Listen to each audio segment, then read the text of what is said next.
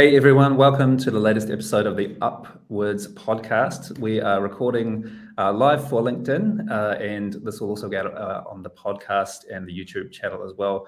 Today I'm joined by Kendra Ross. Kendra is an entrepreneur, dyslexic thinker and investor amongst other things.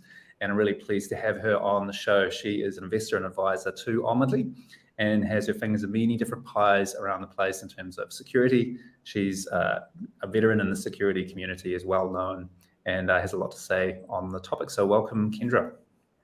Thank you, kia ora. Really nice to be here. I hope I got that intro right. I try to do well by people, and everyone has a slightly different story to tell. So really looking forward to talking today. We're going to cover more about boards and security. We're talking a little bit about the S word, as we sort of described it, what it means to talk about what it means to deal with security at a board level from both a director level and also, sort of on the flip side, on a management level as well. So two different sides of the same coin. We're going to talk about security. We're going to talk about governance, and no better person to do it with than my guest here, Kendra Ross. So welcome again to the show. It's great to have you. Thank you. Thank you. So just a reminder, folks, this is the Upwards podcast as well. So like and subscribe, join the podcast, follow the podcast, and listen in on a weekly basis. We're going to be releasing new episodes, so look out for that. You can also catch us, of course, on LinkedIn, where you're probably watching this right now. We also go out to YouTube as well as actually a little bit of TikTok as well. So for the train spotters, you'll be able to see us in lots of different places on the internet, which is all part of the plan. So please engage. Please leave us a comment and any questions that you have for us. We'd love to get back to you and answer those as well. So we want to make this as interactive as possible. So please do that. Right, Kendra, boards and security. Let's kick into it. Let's start with a perspective of a board member in terms of governance and security. What should we be asking as board members? How should we be thinking about cybersecurity when it comes to playing a governance role in the companies that we look after? Yeah, it's quite a challenging one for people, Phil, mostly because people see it as a very complex issue. And, there's a lot of technology and a lot of language that makes it even more complex as well. And it is still an emerging area for most people in terms of risk profiling and looking at it. So, it's really a case of simplifying it, and like anything, approaching things in terms of baby steps. Don't try and boil the ocean straight off. Have a look at some really key questions with your team.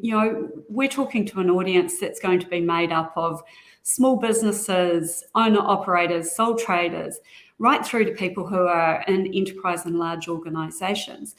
And everybody's going to have a very different risk profile. So the questions overall can be quite different for different organisations from a board point of view. But the first place that everyone needs to start at is, what are we protecting and why are we protecting it? What is it that, makes us actually a viable business? Most companies these days are technology companies. And with the speed that technology is moving, that risk profile changes. So you need to understand, is it technology and is it IP and intellectual property? Is it your reputation?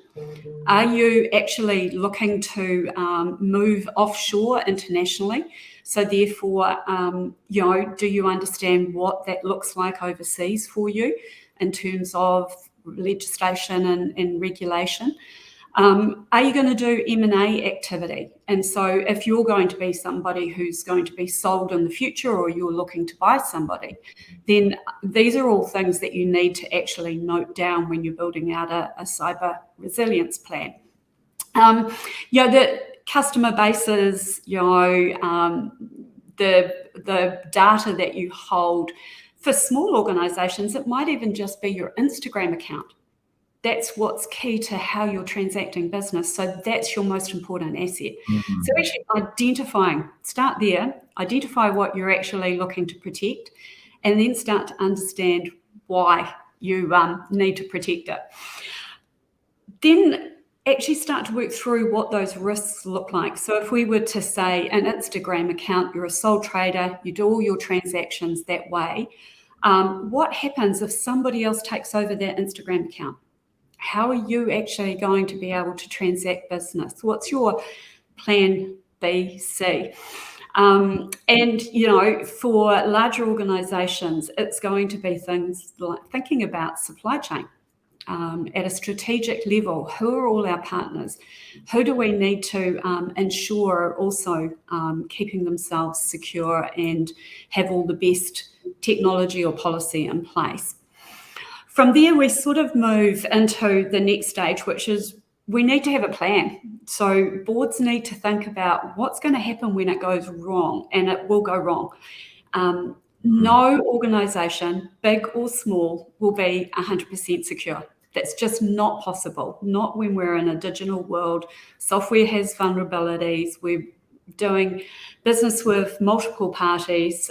We have, lots of risk profile in terms of just the people as well as the technology.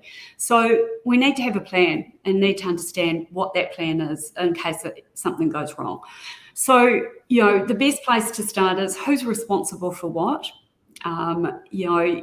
Are you going to have to use a third party to help you out, or do you have people internally? And if you do have them, who are they? Who are you going to be calling on? Who's going to be the comms person? Do you front up to the media straight away? Who do you actually have to advise if you've had a data breach? Is there an organisation that can help you at a national level or critical infrastructure level?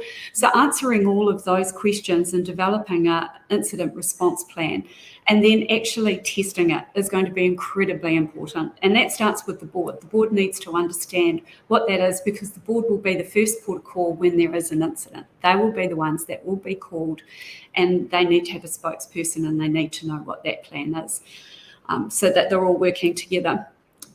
Then the board needs to understand if the company has the resources to implement both a plan, but also to make the business cyber resilient. So resources are going to be a multiple list, a checklist of things, from whether you actually have the right people in place, and that could be partners or it could be internal people, down to, the budget. That really dirty word, financially, have we allocated enough money? And it isn't always going to be money that's going to solve this problem, but do we understand what we need to invest to make the business cyber resilient?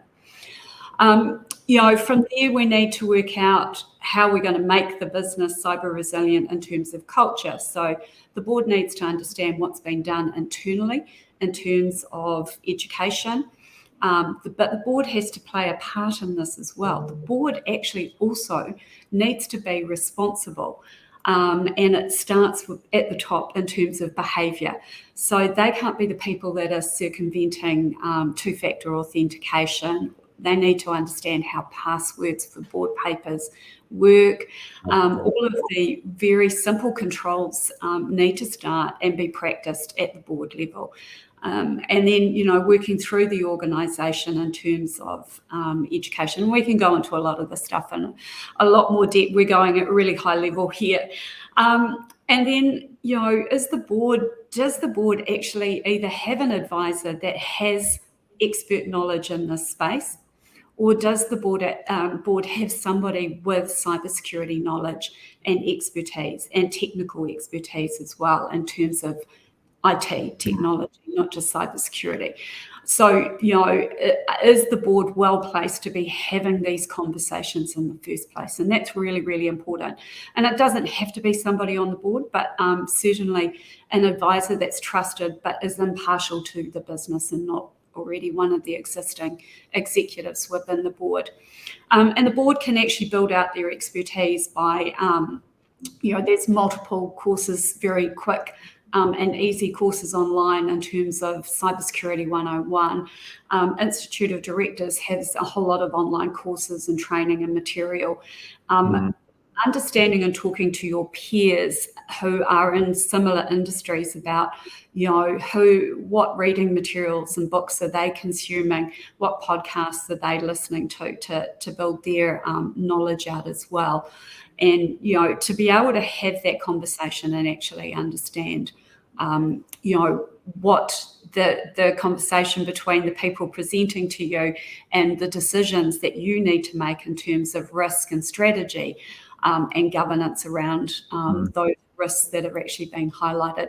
So that was a very long-winded answer to say that there's probably 5 or 6 key things that they need to do. But, do them in bite size to make it really simple and easy, and understand it's a journey. You're not going to get to complete cyber resilience from day one.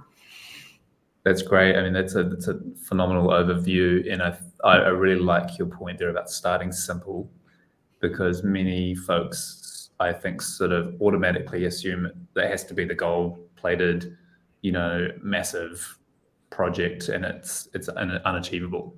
Whereas actually a lot of security work is really starting really small and doing some really foundational stuff. And often it looks surprisingly simple. Make a list, practice this thing here, go and talk to some people. But many people are just simply not even doing that. And so this is something I talk to a lot of other business leaders all the time, is just start with the simplest things possible and iterate towards improvement, and you will make a significant difference over time. And then that it's an ongoing thing. So I really like your point there about starting small and starting simple and building up from there, because it's much easier to build on something you already have than to go straight from 0 to 10 in one fashion. Indeed. Yeah, absolutely. Yeah. In terms of probably getting into a little bit into the kind of weeds here, but what are the legal responsibilities of directors at a very high level around security?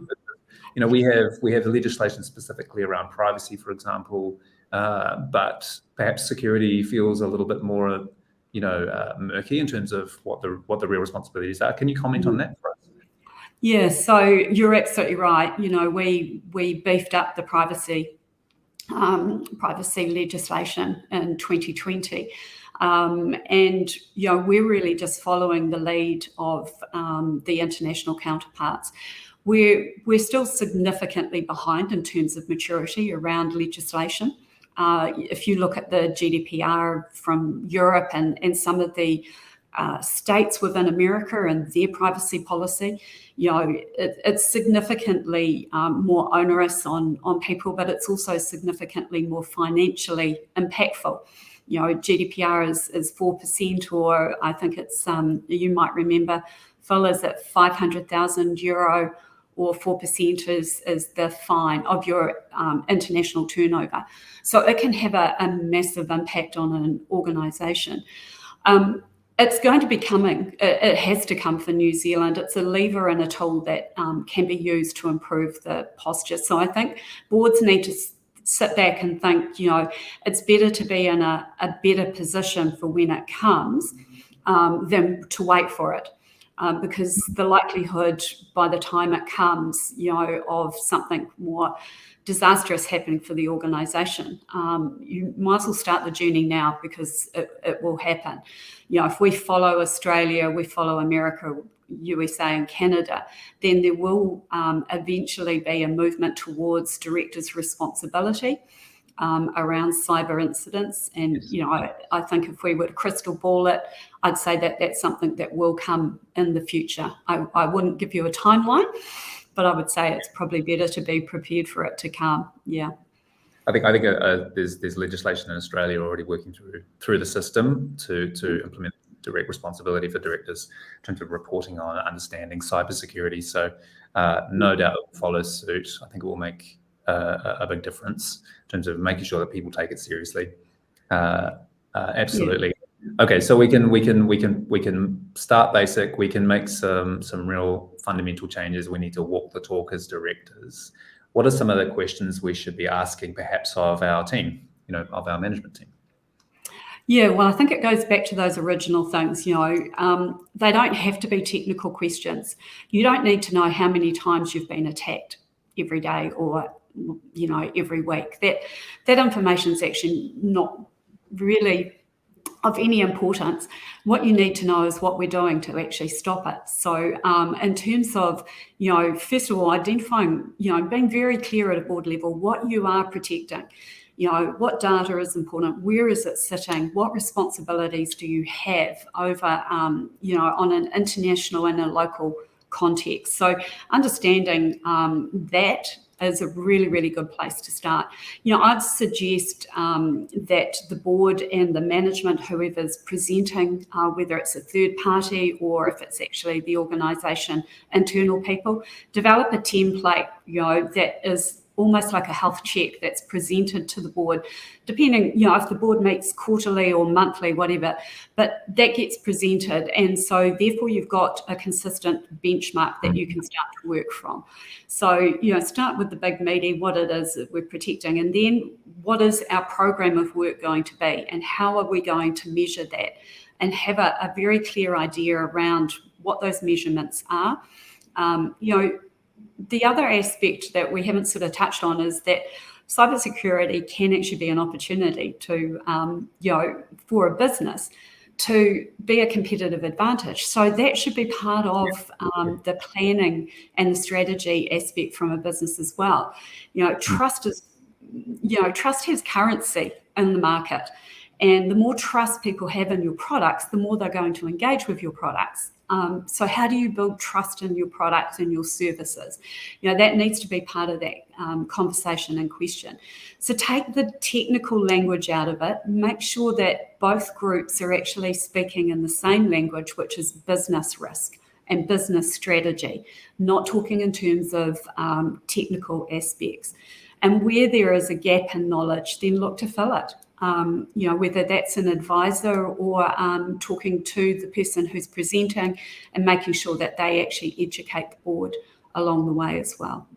Indeed, I like the fact that there are actually a lot of positive aspects of doing security. It's not just the scary stuff. I mean, we need to take care of it. Obviously, there are real risks, but there are real advantages too. And I think forward-thinking organizations know that and use it to their advantage, use it as a competitive advantage, build that trust that they need to engage with prospective customers, whether they're in New Zealand, but particularly perhaps overseas, where they are going to be asking the hard questions of us, not just with security, but with privacy as well.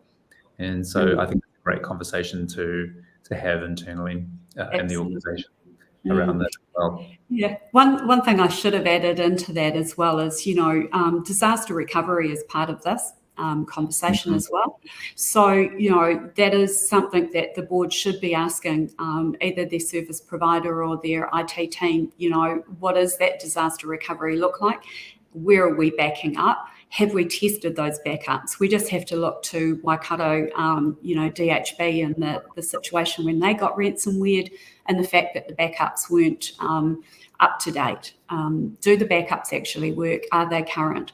That sort of thing. So again, not a truly technical question, but certainly a risk and redundancy conversation as well. And how long are we prepared to take to recover? Is it a day? Can we lose a day without being operational? Can we?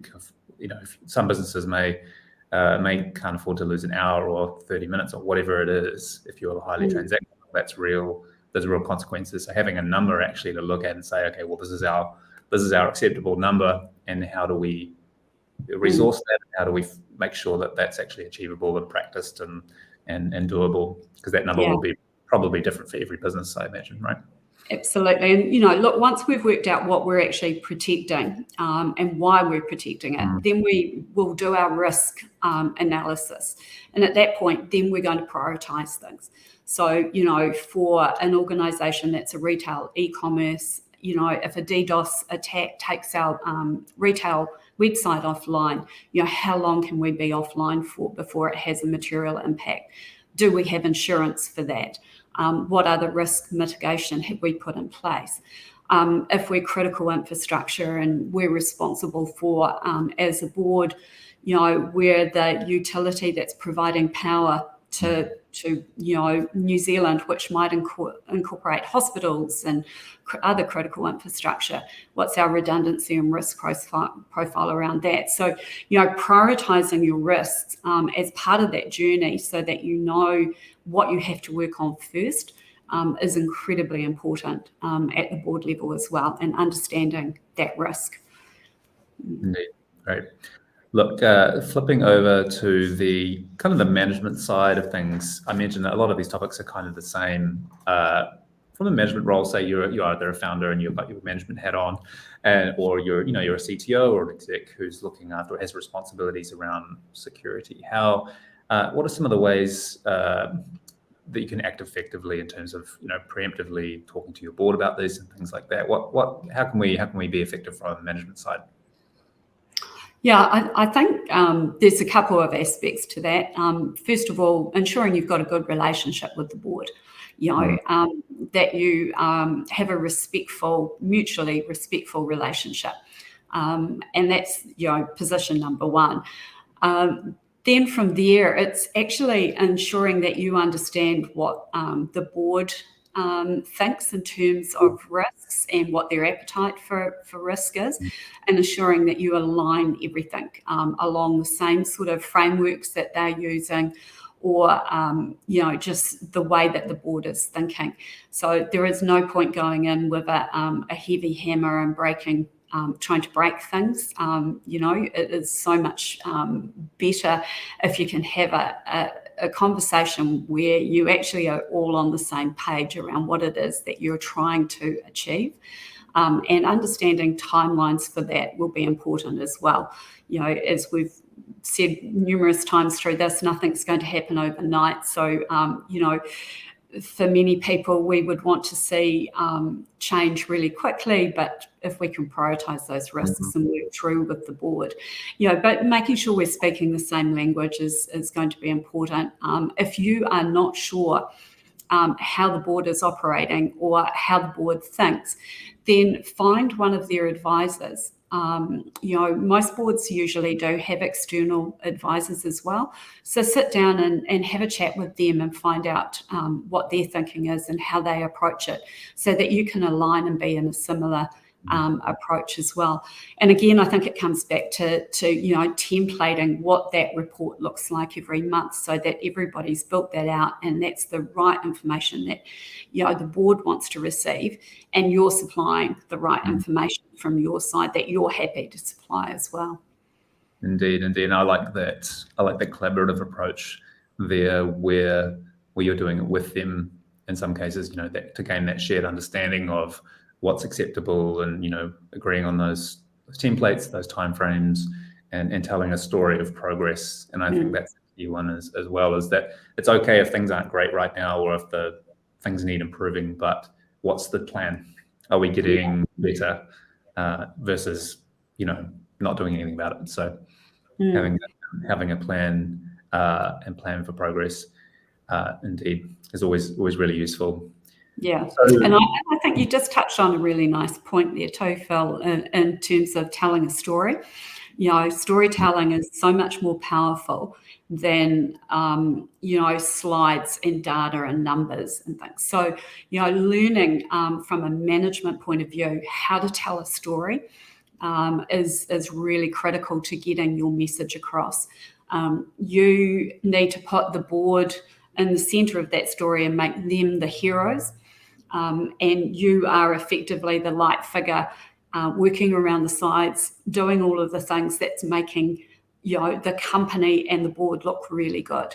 And understanding that is really key to that relationship as well. That's interesting. That's great. It's a really nice example. It actually sounds a lot like the sort of brand frameworks that we use, is putting the customer at the center of the story. So if you're a manager, you're not the hero of the story, and if you think you are, then maybe you're heading for a difficult conversation. But your board and your customer, because I guess the board is a customer in a way. If you understand, how do you make them successful? Way. Well, I guess it's stakeholders, isn't it? Stakeholder engagement. So, the board are part of that stakeholder engagement, and definitely your customer, you're right. The customer is also the hero in the story. So yeah, understanding how that is told is critical to that relationship. In your experience, do boards speak? They talk every month about security, or is it a little bit less frequently with that? Is it just really regarding how often they meet? Yeah, there are so many surveys that have been done in terms of where do boards put cybersecurity, and some of them say 80% of boards talk about cybersecurity, 20% intend to in the future. And then you read another survey from somewhere else, from the insurance industry or somewhere else, and they go, well, 20% of boards have implemented a plan and 80% intend to. So it's we are still very immature in this space of boards putting it as a risk, and yet the World Economic Forum have had it listed along with privacy in the top 5 or 7 for probably the last 7-8 years at least. So if it's not on the agenda, it needs to go onto the agenda. And then you seriously need to think about whether there needs to be a subcommittee off the back of that, depending again on how big the organisation is and what importance cybersecurity or technology is to the business. Is it a make or break situation? And if it is a break situation, then create a subcommittee, just as you would do for compensation plans or health and safety. Create a cybersecurity subcommittee. And, at that point, you could, again, have somebody from management on that subcommittee along with the couple of board members or an advisor as well. But yeah, my experience at this stage is that it's incredibly light in terms of board conversation. Indeed.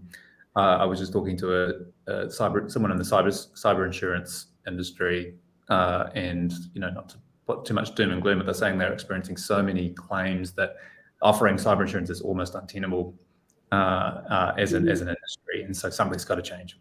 Boards and management team really take this stuff seriously and really start, like you say, start making those plans, start meeting regularly, and actually giving this the attention that it deserves, because it's coming whether we like it or not, and it's got to be done well. And I think we're in a unique position where we can do this well. We've got the talent, we've got the resources. We just need to do it and change our mindset in a lot of cases to actually get it moving and get it done.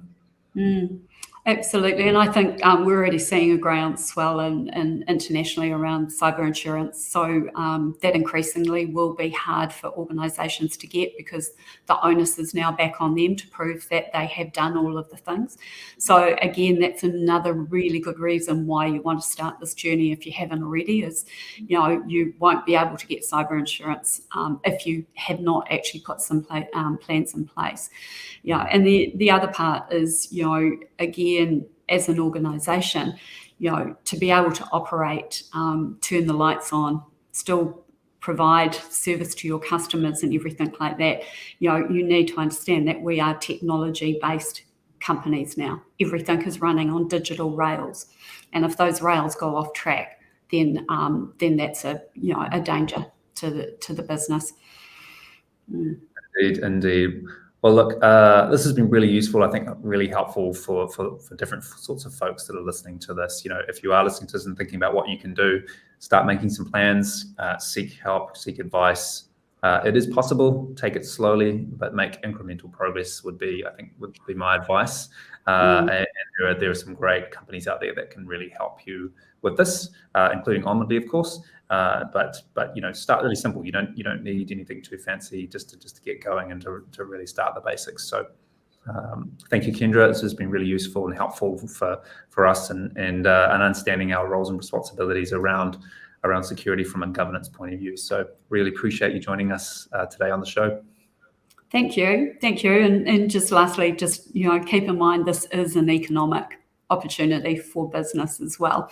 And that's really important. So if you go into it thinking that this is a way to enhance your business, then the outcomes will be that much better for you.